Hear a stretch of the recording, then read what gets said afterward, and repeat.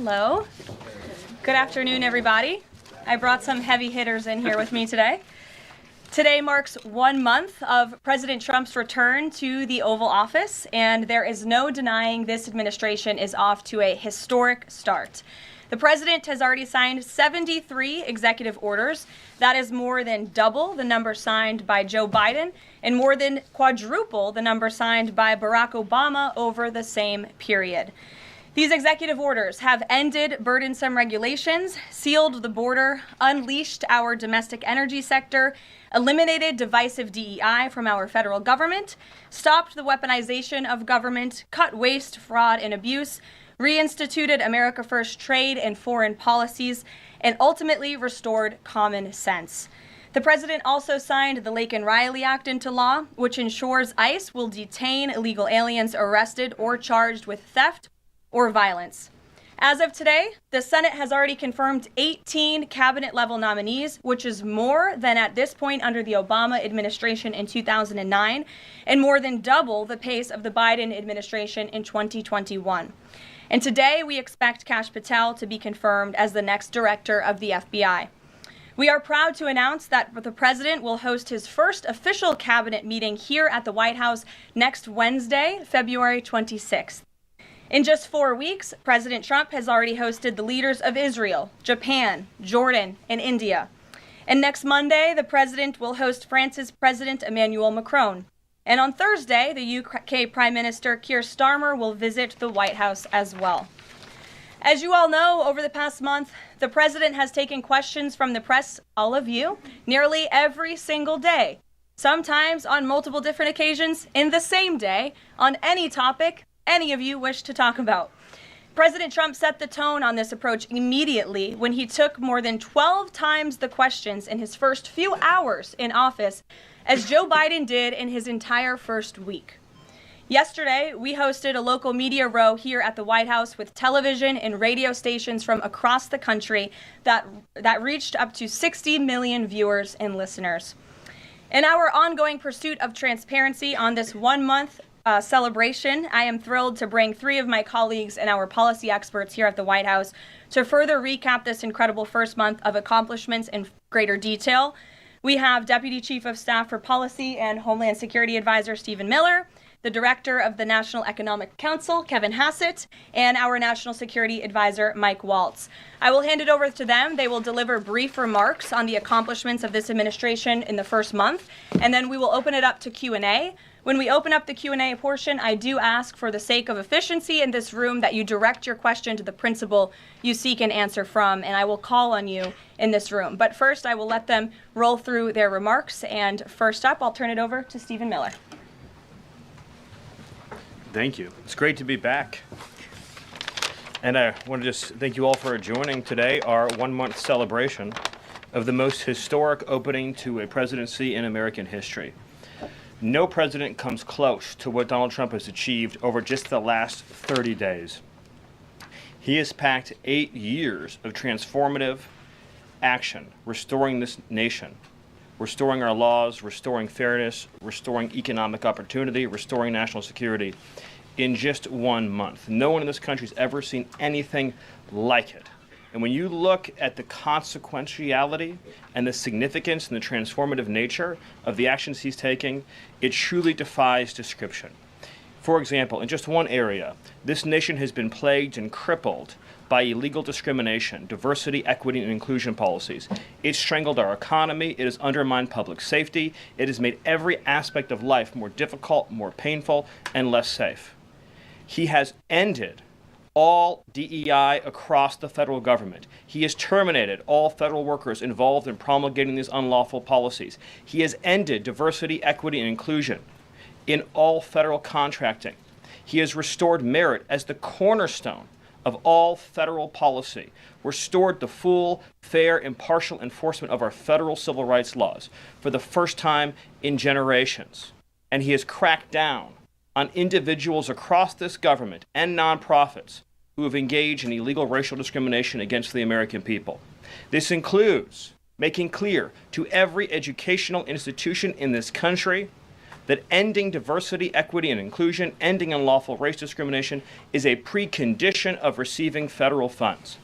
He has also saved women's sports by ending the participation of men in women's sports. He has ended radical gender ideology across the entire federal government, and he's pressured the private sector to also end and combat radical gender ideology. He's reestablished the scientific and biological truth that there are only two sexes in this country, male and female, that those are biologically based determinations. They are not based and can never be based on gender identity. That includes rooting out of the Department of Defense all DEI policies, all critical race theory, all gender madness, and once again having a military that is focused solely and exclusively on readiness, preparedness, and lethality. As I'm sure Kevin will talk about more, of course, he has undertaken a historic cost-cutting effort across the federal government, launching the first ever Department of Government Efficiency, uncovering corruption on a scale that we never thought imaginable, terminating every single federal worker that we have found to be engaged in the corruption and theft and the waste of taxpayer dollars, and already saving $50 billion in a single year, which over a 10-year period would be $500 billion. Just think about how vast and enormous that sum is. Of course, as you all know, he has renamed the Gulf of Mexico to its correct and proper name, the Gulf of America. He has renamed Mount Denali into Mount McKinley, part of a historic effort to restore patriotism and national pride all across this land. He has ended the weaponization of the federal government, restored the Department of Justice to its true mission of combating threats to this nation and keeping the American people safe. He has ended all federal censorship of free speech. This has been one of the greatest crises that has plagued this nation. Years and years and years of the federal government violating the First Amendment to take away Americans' right of free speech. President Trump has ended that, and he has demanded that all federal workers, all law enforcement cease any effort to intimidate the rights of Americans or to police their speech. He has also restored the death penalty at the Department of Justice, including for illegal aliens who commit murder, including for those who murder cops, and including for all of those who threaten Americans with heinous acts of violence. The death penalty is back. Law and order is back. The streets are being made safe once again. On the public health front, he has launched the nation's first ever commission, the MAHA Commission, Make America Healthy Again, following the historic confirmation of RFK Jr., to finally uncover the true root causes of the public health crisis in this country, the childhood disease epidemic in this country, the spiraling rates of pediatric cancer, and devastating childhood sickness. He has finally created a situation where the federal health agencies in this country will be focused on preventing disease, on keeping children from getting sick in the first place, not sentencing them to a lifetime in and out of hospitals, suffering needlessly, when we can find ways to prevent this epidemic of illness. Then, of course, on Homeland Security. Today, it is officially the law of the land, at the conclusion of the congressional notification process, that 6 Mexican cartels and 2 transnational gangs, Tren de Aragua, or TDA, and MS-13, so 8 organizations in total, are now formally designated as foreign terrorist organizations, which means that every single member of those organizations who operates on U.S. soil is now, as a legal matter, a terrorist, and they will be treated as terrorists. This is a sea change in U.S. policy, and this means the Department of Justice and the Department of Homeland Security, along with the rest of U.S. law enforcement and the Department of Defense, are now operating in a legal reality where these cartels are recognized as terrorists. And there will be a whole of government effort to remove these terrorists from our soil and to degrade their ability to threaten or undermine any American security or sovereignty interests. Border crossings, since the day he took office, are down 95%. I think it's almost impossible to even describe the scale and scope of that achievement. President Trump, within days of taking office, cut border crossings 95%. And those few who have dared to cross are being either prosecuted or deported.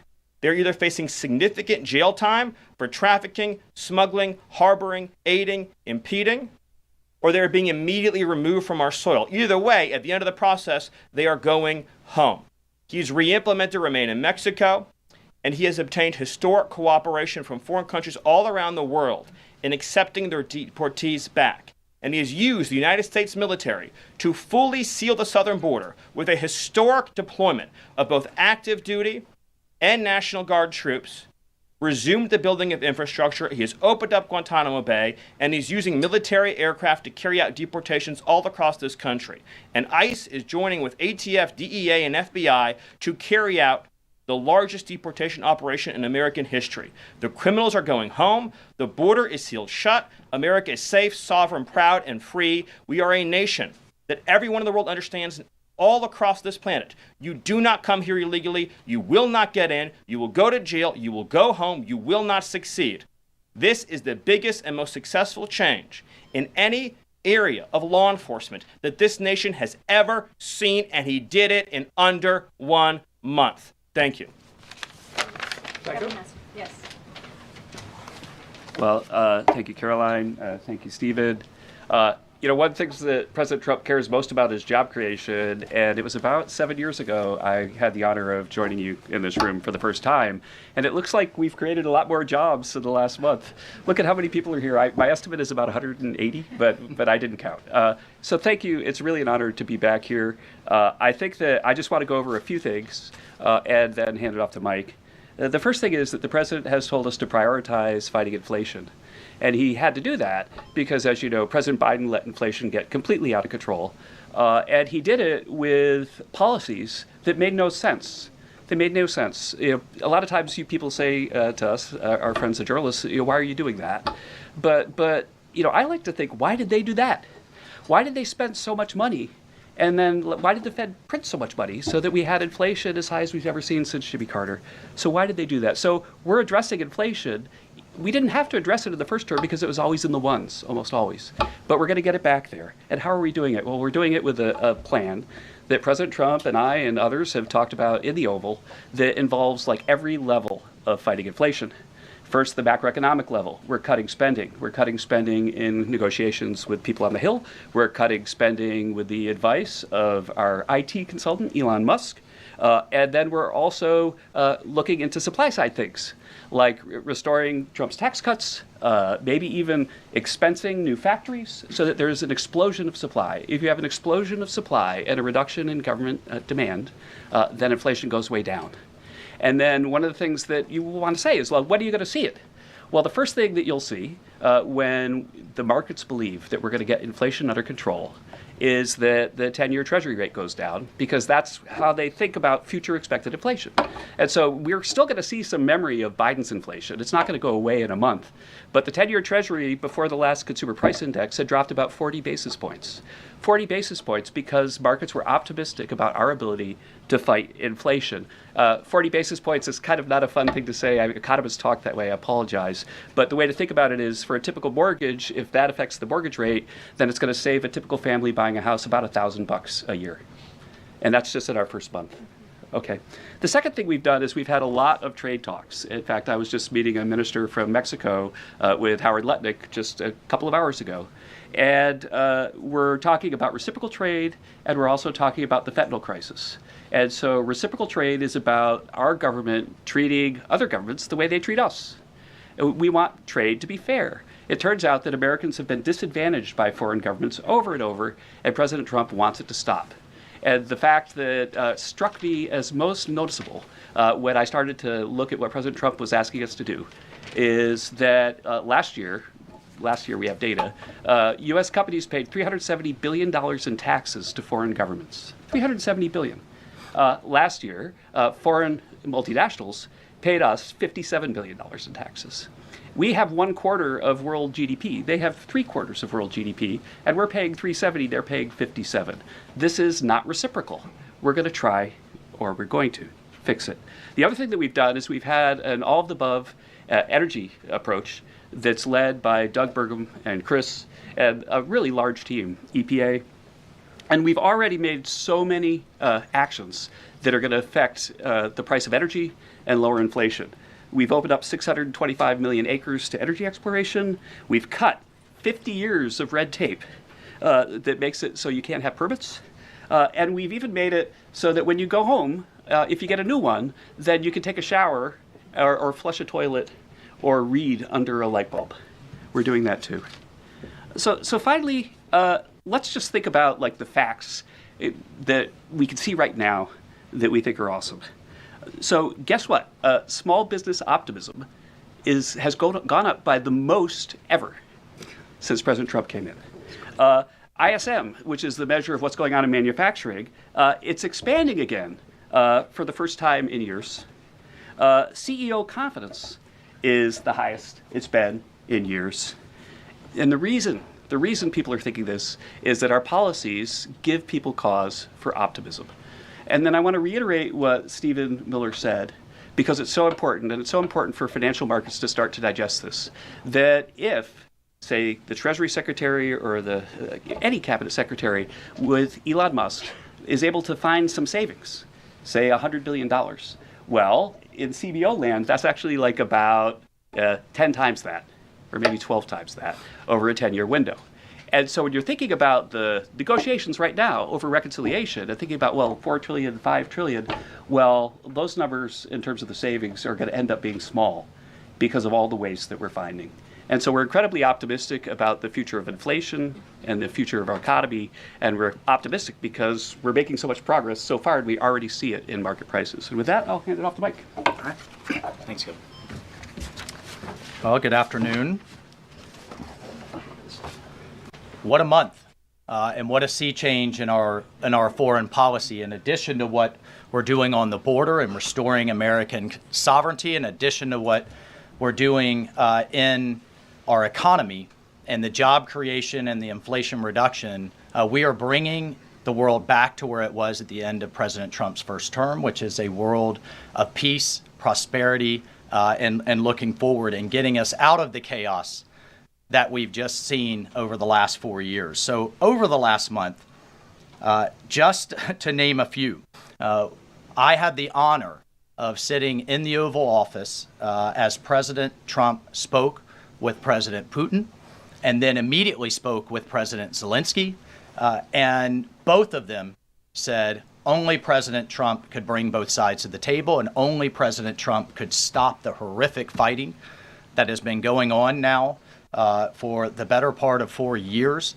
and that only President Trump could drive the world back to peace. Both of those leaders said that in back-to-back calls. And of course, we just had our historic talks mediated by our good friends and partners, Saudi Arabia. We give great thanks to Crown Prince Mohammed bin Salman for hosting, and sat down for the first time in years with the Russians and talked about a path forward with peace. On top of that, and one of the things that led to that was the tremendous confidence building measure that we had with the release of Mark Fogel. I'll remind everyone, the last time that we had an American released from the Russians, either we gave up a deadly spy, pressured our allies to give up a lethal killer, or we released, under the Biden administration, the world's most notorious arms dealer, Victor Bout, who, by the way, had one of his main clients for arms, the cartels in Mexico and Central America. We gave up none of that.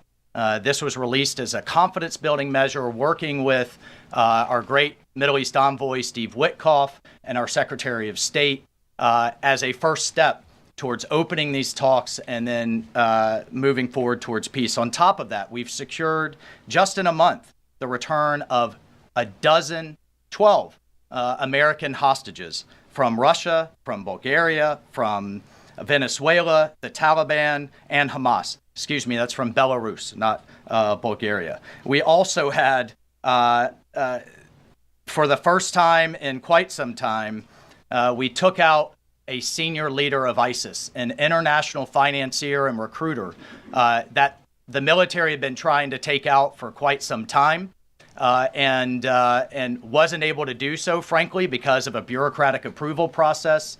President Trump said, take him out, and that ISIS financier and leader is no longer on this earth. We've also taken action to eliminate other terrorist organizations in the Middle East.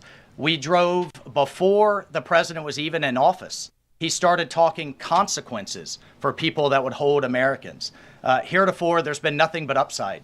You take an American, you get some better deal. You take another one, maybe you get a better deal. No more. There is now nothing but downside for taking Americans illegally, either as hostages or illegal detainees. And when President Trump sent a very clear message across the Middle East, but particularly to Hamas, that there would be all hell to pay, we suddenly saw a breakthrough. And now we just saw the release of yet another group of hostages. There have been dozens now, including 2 Americans that we've seen once again reunited with their families. As part of the talks with King Abdullah, he offered, and I think the entire world is graciously accepted, to take 2,000 sick children, cancer patients, and others out of Gaza as a humanitarian gesture.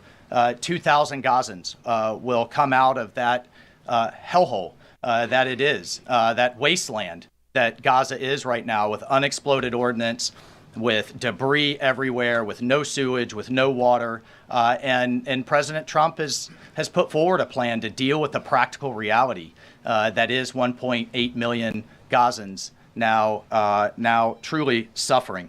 And then, just to bring it back to our own hemisphere, we've seen literally in the last month, after years of national security experts, the generals in charge, and others testifying and ringing the alarm bells about the Chinese Communist Party's presence in our own hemisphere, particularly in the Panama Canal. We're seeing the leadership of Panama step away from the Belt and Road program, move away from China and back towards the United States, and even enter into talks and other negotiations about addressing the ports on either side of the canal. And then finally, last but not least, we've had 4 world leaders in the White House, in the Oval Office. We've had the Prime Minister of Japan, the Prime Minister of India, the King of Jordan, and of course the Prime Minister of Israel, just in the last 4 weeks. And next week, we'll have the Prime Minister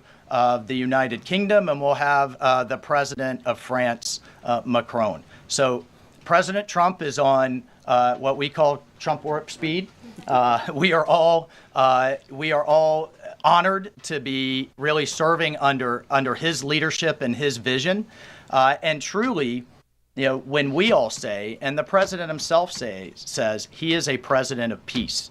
He is a president focused on restoring stability. I think the entire world saw what the world will look like without strong American leadership in the last 4 years. And it's truly been an honor to get us back to where we were and back on track under President Trump's leadership. Thank you, Mike. Mm-hmm. Thank you. Thank you, everybody. I'm sure you're very eager to ask questions of these very smart people working very hard on behalf of the president. We do have somebody in our new media seat today. We have John Stoll, who is the head of news at X. As you all know, you're all on X. It's home to hundreds of millions of users, a large contingent of independent journalists and news organizations across geographies and political spectrums. And at the same time, X remains the go-to platform for many legacy news outlets. And I know, as I mentioned, many of the reporters in this room use X to attract eyeballs to your work. Prior to joining X, John spent 2 decades in journalism, including several years as an editor at the Wall Street Journal. We are excited to have him in the briefing room today. John, we'll let you kick it off. And as I said at the top, please direct your question to the individual up here who you'd like an answer from. John, why don't you begin? All right, thank you very much. I am sitting in for a thriving ecosystem of journalists, independent and emerging news organizations who do depend on X for publicity, for a business model. And so I look forward to seeing many of them in this seat in months and years to come. I also thank you, Caroline, for opening this seat up to new media.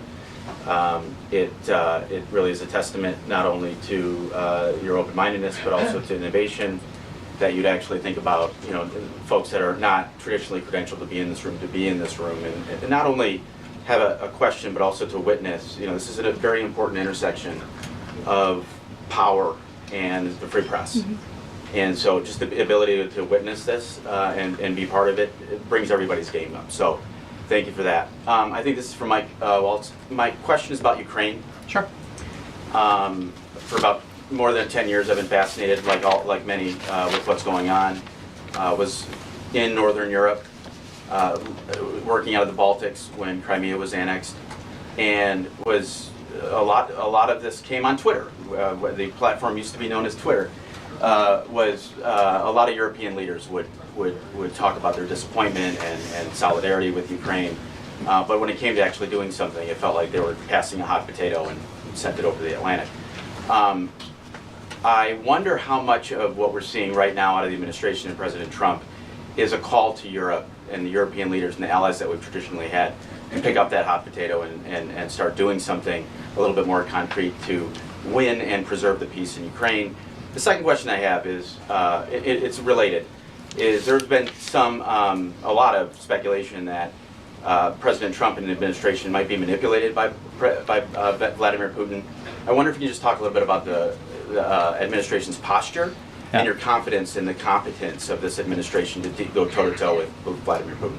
Well, if there's I'll take the second question first. If there's anybody in this world that can go toe-to-toe with Putin, that could go toe-to-toe with Xi, that could go toe-to-toe with Kim Jong-un, and we could keep going down the list, it's Donald J. Trump. He is the deal maker in chief. There is no question that he is the commander in chief. And I, for one, and I think all Americans and around the world should have no doubt about his ability to not only handle Putin, but to handle the complexity of driving this war to an end. And then on your first piece on Europe, I'll take you back to 2014. You're right, there was a lot of hand-wringing in Europe and not a lot of action. There's also a lot of hand-wringing here in Washington under the Obama administration and not a lot of action. They literally threw blankets at the problem. And so I'll remind everyone that Putin had some type of conflict, invasion, or issue with their neighbor under President Bush with Georgia, under President Obama with Ukraine 2014, not under President Trump 45, and again with President Biden in 2022. The war should have been deterred. The war should have never happened, and I have no doubt it would not have happened under President Trump and will stop under President Trump again. But I just want to push back on this notion of our European allies not being consulted as we've entered into this process. I already mentioned the immediate phone call President Trump made to President Zelensky. He has talked to President Macron of France repeatedly last week. President Macron convened European leaders and then is coming here on Monday. Prime Minister Starmer is coming next Thursday. I've talked to every one of my national security advisor counterparts across the spectrum in Europe. I've talked to Secretary General Rutte, the leader of NATO, the Secretary General of NATO. We have repeatedly, by the way, we had half our cabinet, 7 cabinet officials, including the vice president, at the Munich Security Conference, all engaging, all listening, and all making sure our allies are heard. However, we've also made it clear for years, decades even, that it is unacceptable that the United States and the United States taxpayer continues to bear the burden, not only of the cost of the war in Ukraine, but of the defense of Europe. We fully support our NATO allies. We fully support the Article 5 commitment, but it's time for our European allies to step up. And one of the things that Secretary General Rutte said on our call was, this last couple of weeks have been a real wake-up call. And I asked him, what have you been missing the last couple of years? The fact that we are going to enter into a NATO summit this June with a third of our NATO allies still not meeting the 2% minimum, a commitment they made a decade ago, literally a decade ago, with a war on their doorstep, the largest war that they're all extremely concerned about, but yet it's, well, somebody else needs to pay. We've got other domestic priorities. It's unacceptable. President Trump's made that clear. And the minimum needs to be met. We need to be at 100% in this June at the NATO summit. And then let's talk about exceeding it, which is what President Trump has been talking about with 5% of GDP. Europe needs to step up for their own defense as a partner, and we can be friends and allies and have those tough conversations. Great. Peter. Thank you, Caroline. I have a Ukraine one and a Doge one. Who can talk Doge? Stephen, go ahead. Stephen, I could do both, all of us. Well, so Stephen, we're hearing about these Doge dividend checks that would be 20% back to taxpayers, 20% to pay down the debt, 60% is left. Who gets that? Well, the way that it works is when you achieve savings, you can either return it to taxpayers, you can return it to our debtors, or it can be cycled into next year's budget, and then it just lowers the overall baseline for next year. So in other words, you can just transfer it into the next fiscal window and then lower the overall spending level. And that means that you can achieve a permanent savings that way, and that reduces the deficit. And when is it that people might see those checks? Well, this is all going to be worked on through the reconciliation process with Congress that's going underway right now. As you've seen, the Senate's moving a bill, the House is moving a bill. The President has great confidence in both chambers to deliver on his priorities. I would just take this opportunity to note that President Trump has made a historic commitment to the working class of this country to fight for major tax relief and major price relief. And cutting spending, as Doge is doing, and cutting taxes is the key to delivering on both of those promises, and President Trump is resolutely committed to doing both. Thank you. And on Ukraine, I guess this is for Mike. Sure. After the president's post on Truth Social yesterday, need to know, who does he think is more responsible for the Russian invasion of Ukraine, Putin or Zelensky? Well, look, his goal, Peter, is to bring this war to an end, period. And there has been ongoing fighting on both sides. It is World War I style trench warfare. His frustration with President Zelensky is that you've heard is multifold. One, there needs to be a deep appreciation for what the American people, what the American taxpayer, what President Trump did in his first term, and what we've done since. So some of the rhetoric coming out of Kyiv, frankly, and insults to President Trump were unacceptable, number one. Number two, our own Secretary of Treasury personally made the trip to offer the Ukrainians what can only be described as a historic opportunity. That is for America to co-invest with Ukraine in their minerals, in their resources, to truly grow the pie. So case in point, there's a foundry that processes aluminum in Ukraine. It's been damaged. It's not at its current capacity. If that is restored, it would account for America's entire imports of aluminum for an entire year. That one foundry. There are tremendous resources there. Not only is that long-term security for Ukraine, not only do we help them grow the pie with investments, but we do have an obligation to the American taxpayer in helping them recoup the hundreds of billions that have occurred. So, rather than enter into some constructive conversations about what that deal should be going forward, we got a lot of rhetoric in the media that was incredibly unfortunate. And I could just tell you, Peter, as a veteran, as somebody who's been in combat, this war is horrific. And I think we've lost sight of that, of the literally thousands of people that are dying a day, families that are going without the next generation. And I find it kind of, frankly ridiculous. So many people in Washington that were just pounding the table for a ceasefire in Gaza are suddenly aghast that the president would demand one and both sides come to the table when it comes to Ukraine, a war that has been arguably far greater in scope and scale, and far more dangerous in terms of global escalation to U.S. security. And I do have one for Caroline. Does President Trump have a bet with Trudeau about this USA-Canada hockey game tonight? And when there is a big hockey game on, is the president watching for the goals or for the fights? Probably both. I think he's watching for the United States to win tonight. I know he talked to the USA hockey team this morning. He talked to the players after their morning practice around 10 o'clock. And I also spoke to some folks from that team after. They were jubilant over President Trump's comments to the team. I believe they're going to put out a video of that call. So he looks forward to watching the game tonight, and we look forward to the United States beating our soon-to-be 51st state, Canada. Bloomberg, go ahead. My question is for Mike Waltz. Can you give us a readout of Kellogg's meeting with Zelensky that just wrapped up? And in particular, Zelensky publicly rejected this deal about the rare earth minerals. Where does that stand?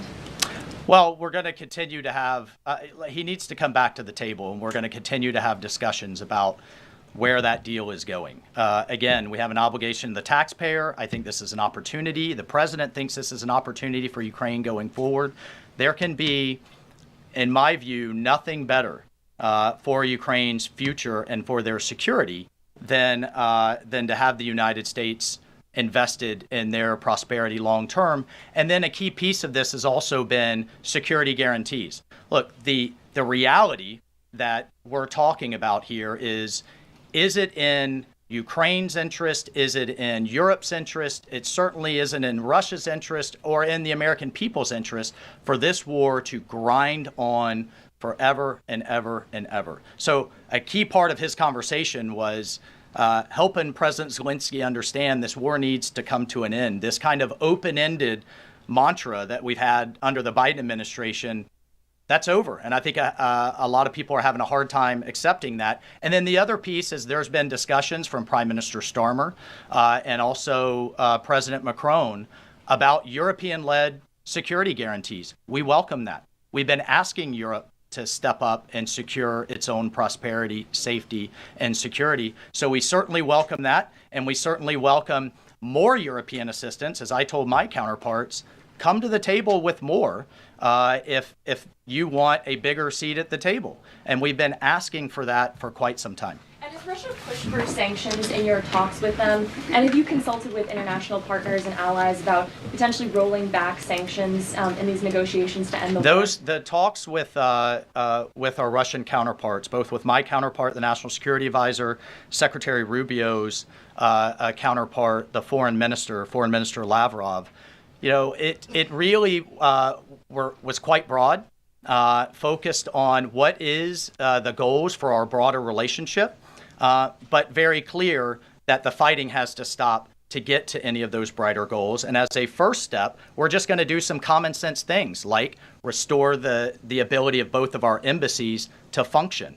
And again, this is common sense in foreign policy world. They call it shuttle diplomacy.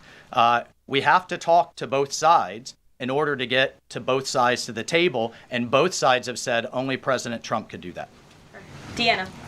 Thank you. And my question is for Mike Waltz. All right. Sorry. The president has called Zelensky a dictator. Does he view Putin as a dictator? And does he want Zelensky out of power? I know he's called for elections. And then thirdly, the head of the Defense Committee in Ukraine's parliament just has claimed that the U.S. has stopped selling weapons to Ukraine. Is that true? Well, most of our weapons that have gone to Ukraine have been part of a drawdown authority where we've literally taken them out of our stocks and then eventually through appropriations started buying them again to refill our stocks.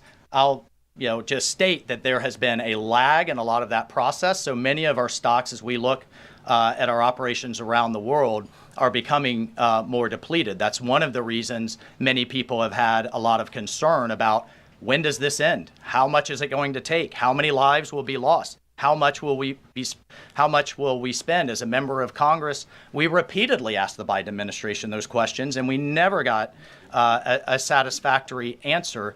Look, President Trump is obviously very frustrated right now with President Zelensky. The fact that he hasn't come to the table, that he hasn't been willing to take this opportunity that we have offered. I think he eventually will get to that point, and I hope so very quickly. But President Trump is, as we made clear to our Russian counterparts, and I want to make clear today, he's focused on stopping the fighting and moving forward. And we could argue all day long about what's happened in the past. Reagan. Yeah, what about I have a question for Stephen. Excuse me, I just called on Reagan. Reagan, go ahead. I have a question for Stephen and a question for Mike. Sure. Stephen, I can start with you. There have been reports that Trump is unhappy with the rate of deportations and he wants them to be higher. Is the president happy with the rate of deportations, and are there any plans to speed up the process?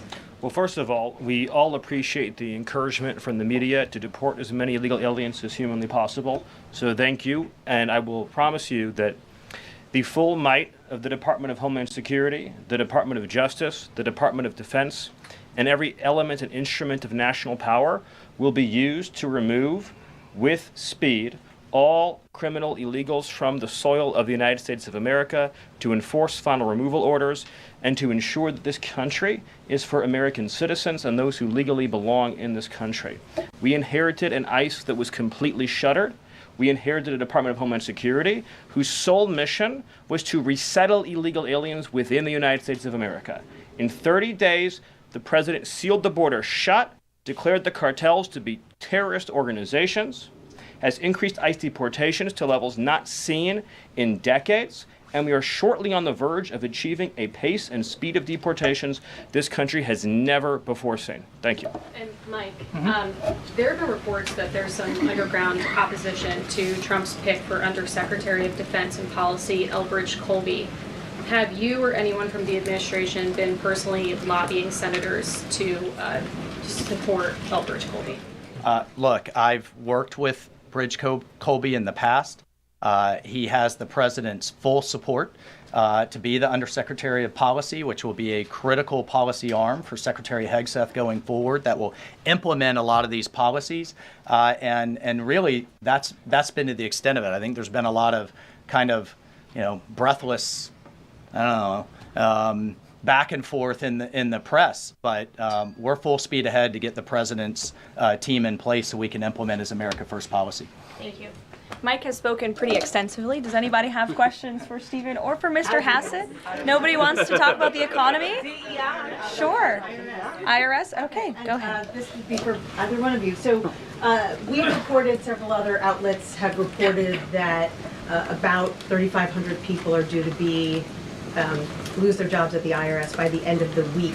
If the goal of these spending cuts across the federal government has been to reduce the debt, why impose some of the deepest cuts we've seen so far at the agency responsible for raising revenue for the federal government? Well, I think our objective is to make sure that the employees that we pay are being productive and effective. And there are many, more than 100,000 people working to collect taxes, and not all of them are fully occupied. And the Treasury Secretary is studying the matter and feels like 3,500 is a small number, and probably can get bigger, especially as we improve the IT at the IRS. And so I think that it's absolutely something that is on the table for good reasons. And the point is that don't just talk about the IRS, talk about all of government. That there are so many places. I live in D.C. You maybe live in D.C. where nobody's going to the buildings. People aren't commuting because nobody's doing their job. We look back and we see that there are all these people doing two jobs while they're getting a government payroll on the payroll. So the point is we're fixing that, and the IRS is a small part of that picture. So you're saying that everybody who's being let go was doing a bad job? I'm saying that we're studying every agency and deciding who to let go and why. And we're doing so very rationally with a lot of support from analysis. Because we're being told by a lot of people who have been let go at other agencies that they were told they were being dismissed because of poor performance, when in some cases they haven't even had a performance review yet because they've only been on the job a couple of months. Yeah, I've never seen a person who was laid off for poor performance say that they were performing poorly. Okay. Carolyn? Good point. Sure, Caitlin. I have a question. I'll start with you, Kevin Hassett. Thank you for being here. And then I've got a question for Mr. Waltz. On these potential checks that you might send out from DOJ, is there a concern as you're thinking through this that they could be inflationary? Oh, absolutely not, because imagine if we don't spend government money and we give it back to people, then if they spend it all, then you're even. But they're probably going to save a lot of it, in which case you're reducing inflation. Okay, so and also, when the government spends a lot, that's what creates inflation. We learned that from Joe Biden. And so if we reduce government spending, then that's, reduces inflation. And if you give people money, then they're going to save a bunch of it. And when they save it, then that also reduces demand and reduces inflation. Okay, so you're not worried about it. And no, Mr. I'm not. Waltz, to follow up on Peter's question, you wrote in an op-ed in the fall of 2023 that, quote, Putin is to blame, certainly like Al-Qaeda was to blame for 9/11. Do you still feel that way now, or do you share the president's assessment as he says Ukraine is to blame for the start of this war? Well, it shouldn't surprise you that I share the president's assessment on all kinds of issues. What I wrote as a member of Congress was as a former member of Congress. Look, what I share the president's assessment on is that the war has to end. And what comes with that? What comes with that should be, at some point, elections. What comes with that should be peace. What comes with that is prosperity that we've just offered in this natural resources and economic partnership arrangement. An end to the killing. and European security and security for the world. The president's not only determined to do that in Europe, he's determined to do it in the Middle East. And just a few months ago, we had an administration that had tried for 15 months, week after week, sitting with you here and couldn't get us to a ceasefire, couldn't get our hostages out. Now we're at that point. We're back to maximum pressure on Iran, and we have just begun, and we will drive towards a ceasefire and all of those other steps. I'm not going to pre-negotiate or get ahead of the sequencing of all of that. It's a very delicate situation, but this is a president of peace, and who here would argue against peace? Okay, so you do share that assessment. And can I follow up? In 2017, go ahead, then Jordan. President Trump. Go ahead, Can I just Jordan. follow up Thank really you. You just quickly? had two questions, Caitlin. Jordan, go ahead. I have an important Hassett. follow-up. Jordan, go ahead. So, Go ahead. Mr. Hassett, you were speaking about tariff revenue, and you also addressed a question about the IRS. President Trump has spoken about replacing income tax with tariff revenue, especially with all this waste, fraud, and abuse that we're seeing cut. Is that a possibility? Absolutely. And in fact, if you think about the China tariff revenue that we're estimating is coming in from the 10% that we just added, plus the de minimis thing, that it's between $500 billion and $1 trillion over 10 years is our estimate. And that's something that is outside of the reductions that markets are seeing through the negotiations up on the Hill. And so we expect that the tariff revenue is actually going to make it much easier for Republicans to pass a bill, and that was the president's plan all along. And then I have a question for Stephen Miller about Doge. So you spoke about Doge. You said roughly $50 billion is set to be cut in a year of waste, fraud, and abuse by unelected bureaucrats. We're hearing this ironic narrative from the president's critics and the left-wing media that Elon Musk is an unelected bureaucrat and he's doing all this terrible stuff. Isn't one of Doge's objectives to get rid of the federal bureaucracy, the deep state, and also who was running the White House when Joe Biden was in office? Because I don't know a single person who believes it was Joe Biden. Yes, you're tempting me to say some very harsh things about some of our media friends. Yes, it is true that many of the people in this room for 4 years failed to cover the fact that Joe Biden was mentally incompetent and was not running the country. It is also true that many people in this room who have used this talking point that Elon is not elected fail to understand how government works. So I'm glad for the opportunity for a brief civics lesson. A president is elected by the whole American people. He's the only official in the entire government that is elected by the entire nation, right? Judges are appointed, members of Congress are elected at the district or state level. Just one man. And the Constitution, Article 2, has a clause known as the vesting clause, and it says the executive power shall be vested in a president, singular. The whole will of democracy is imbued into the elected president. That president then appoints staff to then impose that democratic will onto the government. The threat to democracy, indeed the existential threat to democracy, is the unelected bureaucracy of lifetime tenured civil servants who believe they answer to no one, who believe they can do whatever they want without consequence, who believe they can set their own agenda no matter what Americans vote for. So Americans vote for radical FBI reform, and FBI agents say they don't want to change. Or Americans vote for radical reform on our energy policies, but EPA bureaucrats say they don't want to change. Or Americans vote to end DEI, racist DEI policies, and lawyers of the Department of Justice say they don't want to change. What President Trump is doing is he is removing federal bureaucrats who are defying democracy by failing to implement his lawful orders, which are the will of the whole American people. Thank you. Thank you very much, everybody. I'm looking at the clock. We've almost had an hour of time. I know a couple of these individuals have a meeting to get to at 2 p.m. So you're welcome to follow up with my team for further questions. We're going to let these guys get back to running the United States government. And we will see you all later. President Trump will be speaking at 3 o'clock at the Black History Month reception. So thank you. It's good to see you. We'll see you in a bit. Thanks. Are you watching the Black History Month reception, Mr. Miller? Stephen, on the thought, should we expect indictments or the indictments coming?